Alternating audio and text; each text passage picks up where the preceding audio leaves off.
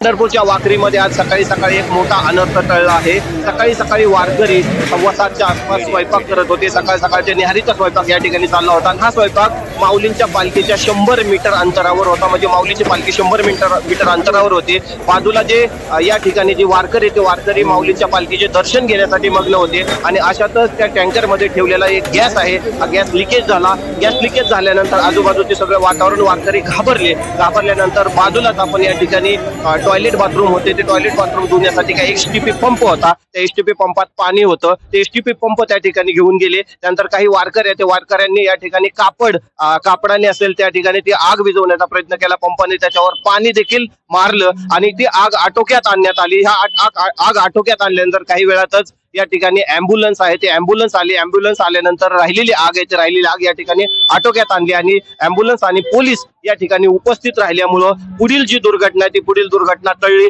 कारण बाजूच्याच गाडीमध्ये जवळपास 10 सिलेंडर भरलेले होते। हे सिलेंडर देखील हे सर्वजण आल्यानंतर बाजूला काढण्यात आले आणि त्यानंतर ही गाडी पूर्णपणे मोकळी करण्यात आलेली आहे। या ठिकाणी कोणत्याही पद्धतीचा अनर्थ आहे तो अनर्थ झाले नाही। फक्त या गाडीमध्ये एक 65 वर्षाचे आजोबा होते, त्यांचे हात मात्र ही जी आग आहे त्या आग विझवताना त्या ठिकाणी त्यांचे हात हे भाजलेले या ठिकाणी दिसले आहेत आणि त्यानंतर त्यांना त्वरित जवळच्या जेव्हा उपचार केंद्रात त्यांना उपचार घेण्यासाठी पाठवण्यात आलेले आहे। Cameraman Mahesh Santosh .com Maharashtra Wakhari Pandharpur.